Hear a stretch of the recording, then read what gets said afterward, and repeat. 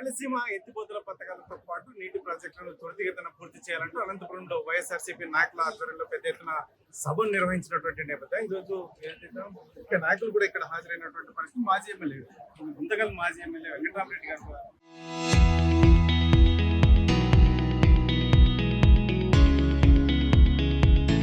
హాజరైనటువంటి పరిస్థితి. ఏం చెప్తారు? సజావుగానే సాగింది. ఇది ఒక సభకే ముగింపు కాదు. ఒక రాయలసీమ ఎత్తిపోతల పథకం గురించి భవిష్యత్ కార్యాచరణని ఏ విధంగా తీసుకోవాలి, మనము ఇప్పుడు మనకు జరుగుతున్న అన్యాయాన్ని ప్రజలకు తీసుకువెళ్ళి ఇటువంటి ప్రాజెక్టులు ఇప్పుడు ఏదైతే తెలంగాణలో రేవంత్ రెడ్డి గారు సభా సమక్షంలో చెప్పినాడో అటువంటి ప్రాజెక్టుల వల్ల మనకు నష్టం కలుగుతుంది. ఆ నష్టాన్ని కలుపుకోకుండా మనం ఆపగలిగే అవకాశం మనకు ఉన్నప్పటికీ మనం చేయలేకపోతున్నాము. కాబట్టి దాన్ని ప్రజలకు తీసుకెళ్ళి దీన్ని ఉధృతంగా ముందుకు తీసుకుపోయి ఈ ఉద్యమాన్ని ఖచ్చితంగా మనకు రావాల్సిన నీటి హక్కును ఒక్క చుక్క కూడా నీటి వృధా కాకుండా మనకు రావాల్సిన వాటాలను మనం పొందే విధంగా ఈ యొక్క కార్యక్రమాన్ని జగన్మోహన్ రెడ్డి గారు చేపట్టడం జరిగింది. వైఎస్ఆర్ కాంగ్రెస్ పార్టీ తరఫున ఇప్పటికి ఇది 4 జిల్లాల్లోనూ ఈ యొక్క కార్యక్రమం జరిగింది. రాబోయే దినాల్లో కూడా మేము ఒకటే చెప్తా ఉన్నాం.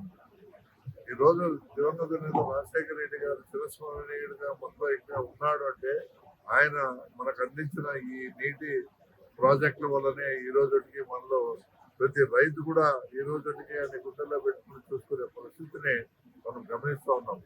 కాబట్టి నేను ఒకటే చెప్తా ఉన్నాను, ఏ విధంగా ఆయన మరణించి ఎన్ని సంవత్సరాలు అయినప్పటికీ ఆయన గుర్తు పెట్టుకున్నారంటే ఆయన మనకు అందించిన అవకాశం నీటి వనరులు.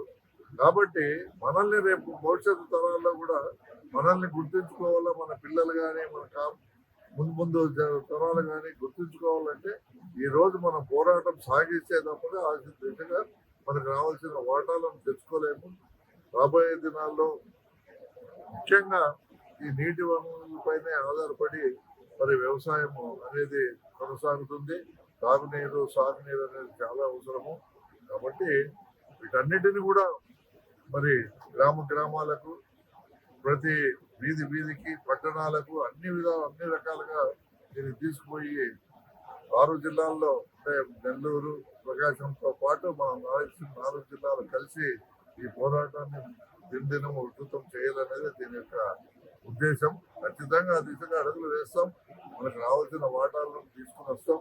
ఇప్పటికే నేను మన ఆల్మట్టి డ్యామ్ కూడా విజిట్ చేశాను.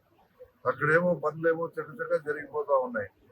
వీళ్ళేమో నిమ్మకు నీరెత్తినట్లు మరి ఎందుకు ప్రభుత్వం మన అధికార పార్టీలో ఉన్న చంద్రబాబు నాయుడు దాని గురించి పట్టించుకోవడం లేదు.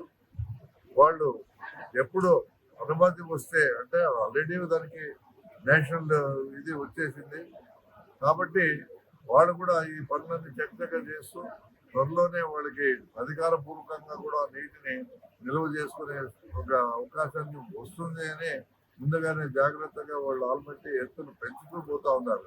అది పెంచి అక్కడికి నీళ్లు నిలువ చేసే పరిస్థితి కొనసాగితే మన రావాల్సిన మరి దిగువ తుంగభద్ర నుంచి రావాల్సిన హెచ్ఎల్సీ డ్యామ్ నుంచి వచ్చే నీళ్లు ఒక చుక్క కూడా మనకు వచ్చే పరిస్థితి లేదు.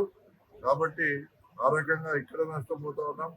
మరి ఈ ఎత్తిపోతల పథకం మన జగన్మోహన్ రెడ్డి గారు ఏదైతే మనం అధికారంలో ఉన్నప్పుడు చేపట్టినాడు అంటే 800 అడుగుల కంటే ఏమి ఇంకా కింద దిగువ లెవెల్ తీసుకొని వాటిని మనము వాడుకునే విధంగా ఆయన దాదాపుగా 900 కోట్లు ఖర్చు పెట్టారు.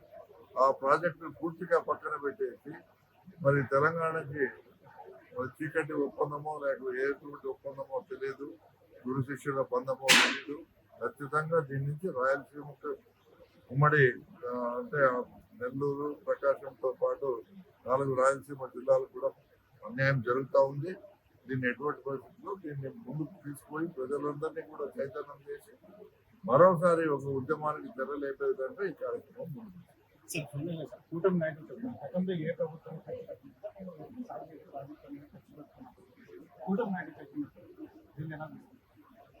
మాటల వరకే పరిమితం అయిపోయింది. ఈరోజు చంద్రబాబు నాయుడు అబద్ధాలకి బ్రాండ్ అంబాసిడర్. మనం చూస్తూ ఉన్నాము. అధికారంలోకి రాకముందు ఆయన చెప్పినవేమి, ఆ అధికారంలోకి వచ్చిన తర్వాత ఆయన చేస్తూ ఉన్నవి.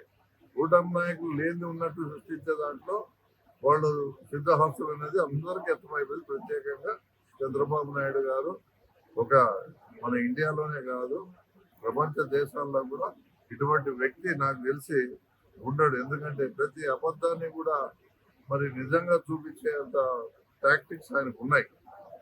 అది మా జగన్మోహన్ రెడ్డి గారు చెప్పింది చేసుకోలేకపోవడం అనేది మా దురదృష్టం.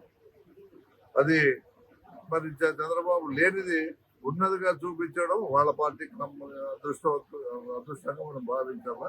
ఏది ఏమైనప్పుడు కూడా నిజాలు అనేవి బయట పడతాయి, ఈ రోజు కాకపోతే రేపు. కానీ ప్రజలు తెలుసుకునే లోపల ప్రజల్ని మనమే చైతన్యవంతంగా చేసే దిశగా మరి ఆ కూటమి ప్రభుత్వం ఏవైతే చెప్తుందో మేము మా అందరికంటే ఎక్కువ ఖర్చు పెట్టామని ఇప్పుడు దాకా మీటింగ్ లో కూడా చెప్పడం జరిగింది. ప్రతి ఒక్కటి నేనే అన్నాడు. రాకెట్ల నుంచి ఇంకా రకరకాలుగా నేనే తయారు చేశానని చెప్పినా ఆశ్చర్యపడలేదు. ట్రంప్ ను కూడా తయారు చేసేసి ఈయన పోయి తీసుకుని పోయి అమెరికాలో ప్రెసిడెంట్ గా చేసినారని కూడా రేపు పొద్దున చెప్తాడు. దాంట్లో అటువంటి సందేహం లేదు. ఆయనకి ఎన్నైనా చెప్తాడు. ఈ రోజు రాజధాని గురించి మనం వింటా ఉన్నాం. మనకు విడిపోయి అప్పటి నుంచి కూడా అమరావతి అది భ్రమరావతిగానే మేము నిలబడిపోయింది. దాని నుంచి 2 లక్షల కోట్లు ఖర్చు పెడతాను అంటున్నావు. ఎందుకు ఖర్చు పెడతావు? దాని నుంచి ప్రజలకు ఏం ఉపయోగం ఉంది? అమరావతి ఏం భోజనం అన్నం పెట్టదు కదా. చెయ్యి, రాజధాని చేయాలనుకున్నావు చెయ్యి, దానికి అందరూ సంతోషమే. రాజధాని జగన్మోహన్ రెడ్డి ఒక అడుగు ముందుకేసి వికేంద్రీకరణ దిశగా అడుగులు వేయడంతోనే అది ప్రజల్లో ఒక రాంగ్ మెసేజ్ మరి పోయినట్టు మనకు అర్థమవుతా ఉంది. రాంగ్ ఈ రోజు కాకపోతే రేపు. ఇప్పుడు జగన్మోహన్ రెడ్డి మరోసారి మీరు ఆడ 2 లక్షల కోట్లు ఖర్చు పెట్టే బదులు మావి గారు అనే ఒక అంశాన్ని తీసుకుని వచ్చి మచిలీపట్నము, విజయవాడ, తర్వాత గుంటూరు ఈ ప్రాంతాలను కూడా డెవలప్ అయ్యేందుకు మచిలీపట్నం ఒకప్పుడు పాత మనం పిల్లలు చదువుకునేటప్పటి నుంచి వింటా ఉన్నాం.